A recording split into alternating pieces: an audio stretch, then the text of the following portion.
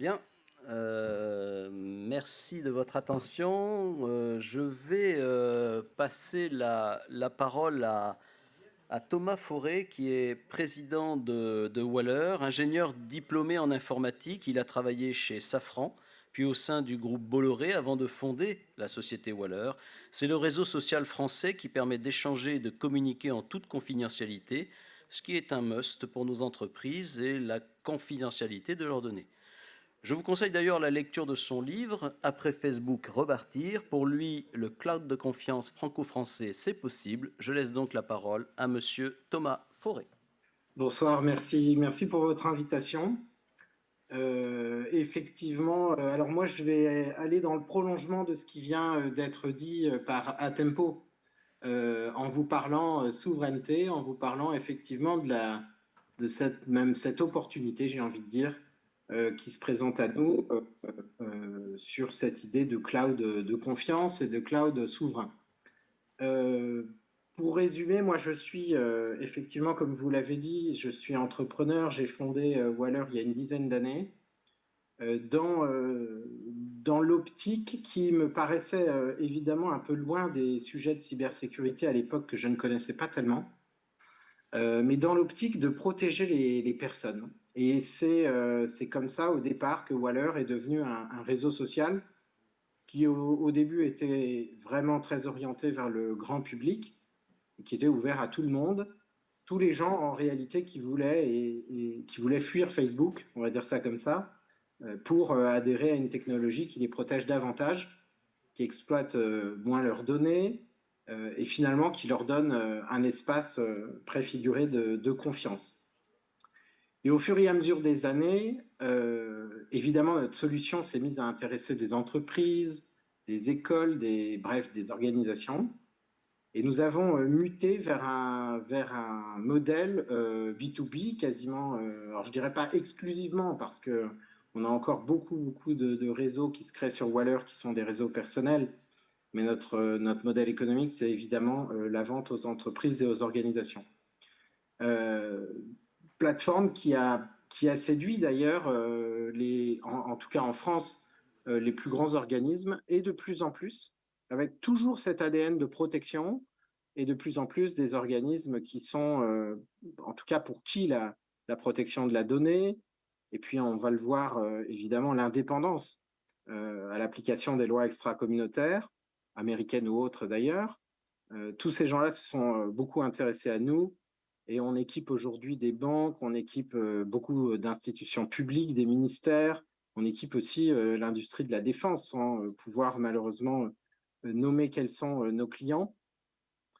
Et en 2020, on a vraiment pris un virage très important en prenant conscience que cette volonté que nous avions de créer une solution de confiance, une solution de protection, c'était un sujet de cybersécurité. C'était, en tout cas, on ne pouvait pas faire l'impasse sur cette thématique qui aujourd'hui, on le voit, évidemment, c'est pas forcément le lieu où les gens le découvrent, qui est une thématique omniprésente, renforcée par la géopolitique, en tout cas l'instabilité géopolitique, et présentant effectivement un certain nombre de risques à nos décideurs, risques auxquels probablement ils n'étaient pas habitués. On n'a jamais eu autant de cyberattaques au sein des collectivités territoriales. On n'a jamais eu autant de rançongiciels, etc. Vous en avez déjà parlé. Et donc en 2020, on a eu cette opportunité incroyable d'être sollicité par le ministère des Armées pour les équiper en solutions de télétravail, ce qui nous a mis dans le bain de la cyber à plus haut niveau, au plus haut niveau de l'État, on va dire, immédiatement, ce qui fut quand même une douche froide. Mais j'ai souhaité, je souhaite absolument, enfin en réalité, ça a changé toute la stratégie de l'entreprise. Et on a décidé non pas de devenir une entreprise experte ni offreuse de solutions de cyber, mais d'être au même niveau en cybersécurité que ces acteurs que vous invitez aujourd'hui. Cette stratégie, finalement, elle est arrivée aussi, elle se découle beaucoup en écho avec la stratégie de l'État français, qui a annoncé sa stratégie cloud de confiance. Alors évidemment, on a pu regretter que cette stratégie ne soit pas finalement plus assumé vers un cloud qu'on aurait pu dire vraiment souverain. En tout cas, de confiance, c'est déjà pas si mal. Ça veut dire qu'on impose le plus haut, enfin, on va dire un niveau très correct de pratique de cybersécurité sur les systèmes qu'on peut délivrer. Cette stratégie de l'État, vous le savez aussi, finalement, elle s'appuie sur la norme de qualification SecNum Cloud qui s'appliquera ou s'appliquerait à tous les systèmes cloud déployés au sein de l'État et aussi au sein de toutes les OIV. Dans un futur proche, probablement. En tout cas, c'est vraiment une tendance qui doit se renforcer. Évidemment, les solutions compatibles aujourd'hui, en tout cas ayant obtenu ces niveaux de qualification, sont peu nombreuses. Et Waller est en marche, donc n'a pas encore réussi n'a pas encore obtenu cette qualification, mais on est très proche de le faire puisque on rentre maintenant dans cette phase d'audit qualifiant après plus d'1 an et demi, voire 2 ans de travail.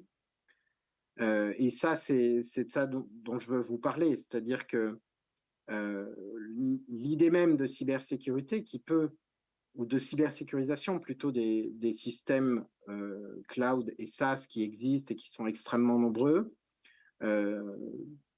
pouvant paraître comme étant une contrainte très importante, finalement, moi je pense que c'est une opportunité extraordinaire pour nous, éditeurs de logiciels français et européens, de pouvoir finalement réussir à obtenir et à se conformer à ces normes, à ces règlements de façon plus rapide, plus efficace que peuvent le faire nos concurrents américains. Aujourd'hui, Waller, clairement, c'est beaucoup plus qu'un réseau social. Et si j'avais à comparer ça malheureusement à des outils américains connus du marché, c'est le Teams français ou c'est le Yammer français ou le Google Workplace français. Enfin, vous voyez, autant de concurrents qui sont énormes. Et nous, nos concurrents chez Waller, eh bien oui, c'est les GAFAM, hein, sans oublier le M de Microsoft, qui est vraiment le concurrent principal. Et nombre d'organisations étatiques et parapubliques se posent aujourd'hui la question de leur dépendance à ces GAFA pour les raisons qui ont été évoquées précédemment. Évidemment, pour des risques géopolitiques importants. D'abord, évidemment, l'espionnage et la capacité des Américains en particulier, mais pas seulement, de pouvoir récupérer et de pouvoir lire et accéder aux données qui sont bien sûr sensibles, mais aussi industrielles. Enfin, ça couvre énormément de choses et aussi ces risques qu'on entrevoit aujourd'hui de coupure de services dans un rapport de force qui est aujourd'hui absolument déséquilibré. Cette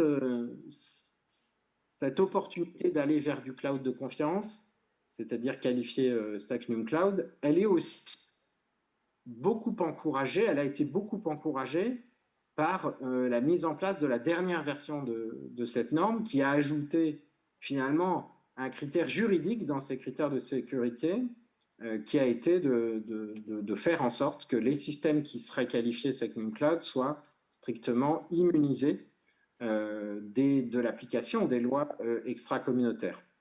Ça, c'est très important. Ça veut dire que, évidemment, les serveurs doivent être contrôlés par des Français, d'une part, mais pas seulement, doivent être aussi opérés et le code qui y est déposé, évidemment, maîtrisé. Donc ça, c'est un empêcheur de tourner en rond pour les sociétés comme Microsoft ou Google qui ne sont pas en reste puisqu'elles ont toutes deux annoncé avec des alliances françaises et bien de pouvoir concourir à cette qualification qui va rendre le choix de leur logiciel ou des logiciels en tout cas obligatoire. Puisqu'on a eu cette alliance d'abord avec Orange, Capgemini de Microsoft, puis l'alliance plus récente entre Thales et Google, ce qui peut paraître évidemment un contresens absolu, avec une promesse de vente du cloud souverain et quand même une grosse blague selon moi. Cependant, moi je pense que même les éditeurs, ou les plus petits éditeurs, de toute façon nous sommes tous des plus petits éditeurs que les GAFA, sont capables d'aller plus vite qu'eux et surtout peuvent ne plus avoir et ne pas avoir ce problème d'application des lois extra-communautaires. Et c'est évidemment la route qu'a emprunté Waller. Alors si je vous parle aujourd'hui, c'est parce qu'on a sorti justement cette offre que nous proposons, qui est conçue autour et en application stricte des règles SecNumCloud. On a sorti ça il y a quelques semaines. Ça s'appelle Waller Donjon. C'est une offre qui s'adresse essentiellement à des organisations plutôt soit industrielles, soit étatiques, et qui propose de disposer d'une plateforme Waller complète, donc pour faire de la collaboration et de la communication, de la visio, de l'édition de fichiers, de la coédition, etc. De pouvoir faire ça, mais dans un cloud privé. Un cloud privé qui, par ailleurs, peut être isolé d'Internet, physiquement dédié à un client, qui peut être attaché à son SI, mais avec toute l'agilité du SaaS, c'est-à-dire que c'est infogéré par Waller et non pas par le client lui-même. Voilà, donc ça, je dirais pas que c'est l'achèvement de toute cette stratégie que nous avons menée pour transformer un produit qui était mutualisé, et qui s'adresse encore à tout le monde, en un produit différent qui peut être dédié, physiquement dédié, hébergé en France, et qui vise la qualification SecNumCloud, nous l'espérons dans les prochains mois.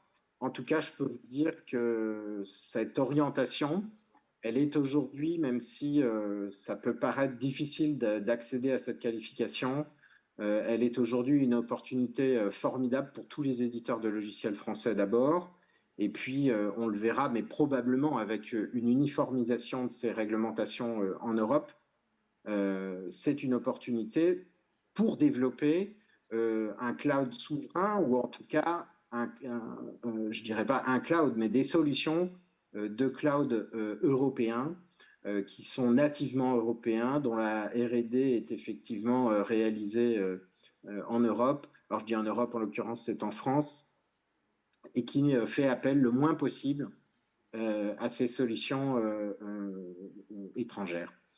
Voilà, donc ça c'est un peu le propos synthétique que je voulais vous adresser aujourd'hui, pour vous faire connaître Waller, et aussi pour adresser un message plus général d'enthousiasme aussi vis-à-vis de ces plaques qui commencent à bouger.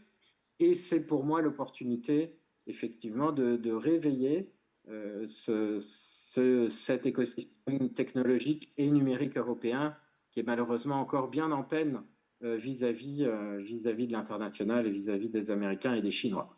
Merci à vous. Merci Thomas, merci pour cette interview. C'est dommage pour le fait que vous n'étiez pas présent, parce que j'avais amené le bouquin pour que vous me le dédicaciez. J'ai fait Ah, plein de... mais je peux vous en envoyer un.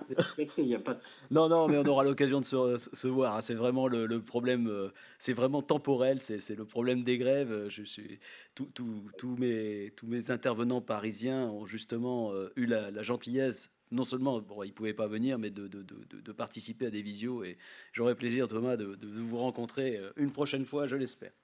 Pareillement, pareillement. Merci.